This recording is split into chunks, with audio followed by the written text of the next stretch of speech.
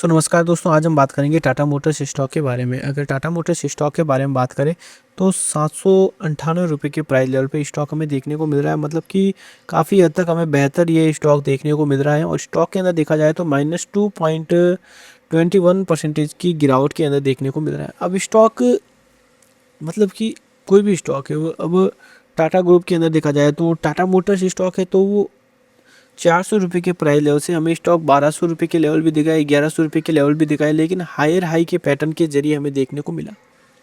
अब स्टॉक का यहाँ से ट्रेंड चेंज हो चुका है, तो अब स्टॉक लोअर दिखा रहा है। मतलब स्टॉक 1100 रुपये के प्राइस लेवल से हमें मतलब कि 798 रुपये के प्राइस लेवल पे आता हुआ देखने को मिला। क्या अब ये स्टॉक का लास्ट स्टॉप होगा, क्या इससे भी बड़ा ब्रेकआउट देखने को मिलेगा? तो ये यहाँ पे समझना बहुत ज़रूरी होगा हमारे लिए।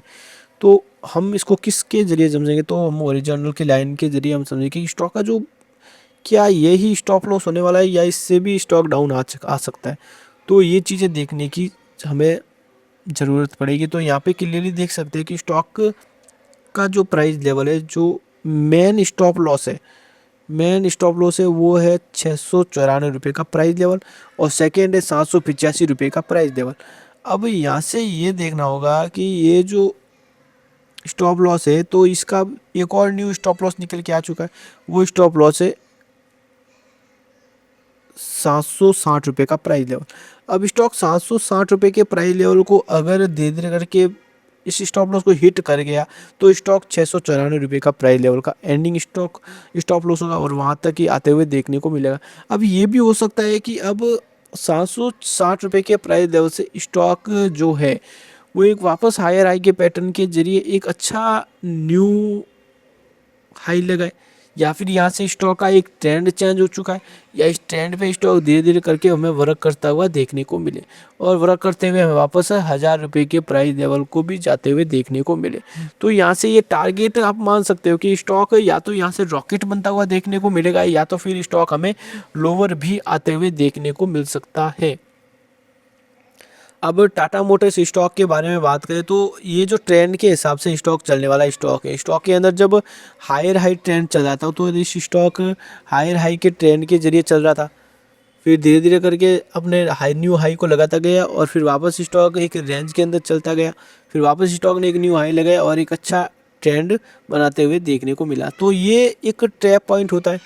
स्टॉक यहाँ से तो बता दिया था स्टॉक ने कि स्टॉक लोअर जाने वाला है, लेकिन कुछ बड़े निवेशकों ने यहाँ से हाई पहुँचाया और यहाँ पर जाके बड़े निवेशकों ने बेचा। जब ये लेवल्स ब्रेकआउट हुआ तो यहाँ से हाई गया, हाई जाके फिर स्टॉक सबको लगने लगा कि स्टॉक जो है वो 1500-2000 रुपये के लेवल को टच करेगा।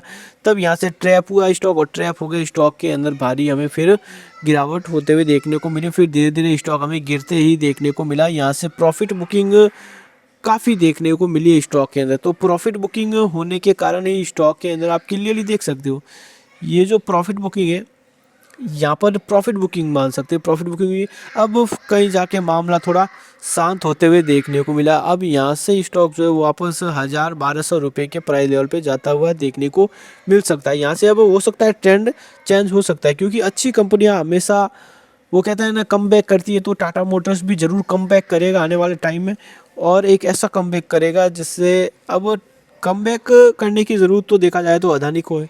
अदानी ने अभी तक कम बैक नहीं किया, लेकिन अब टाटा मोटर्स को भी कम बैक करने की ज़रूरत है। तो ये कम बैक करेगा तो देखना होगा टाटा मोटर्स का कम बैक कैसा रहेगा, क्योंकि यहाँ पे तो कम बैक ज़ोरदार रहा। मतलब कि स्टॉक का कम बैक अगर देखा जाए तो स्टॉक समथिंग 2022 और 23 के बीच में तो एक ही रेंज के अंदर चला, लेकिन फिर वापस से स्टॉक ने 400 रुपये के प्राइस लेवल से जो तेज़ी दिखाई है वो स्टॉक 1100 रुपये तक थमते हुए देखने को मिला। तो ये चीज़ें चलती रहती है स्टॉक मार्केट के अंदर, गिरावट और तेज़ी आती रहती है।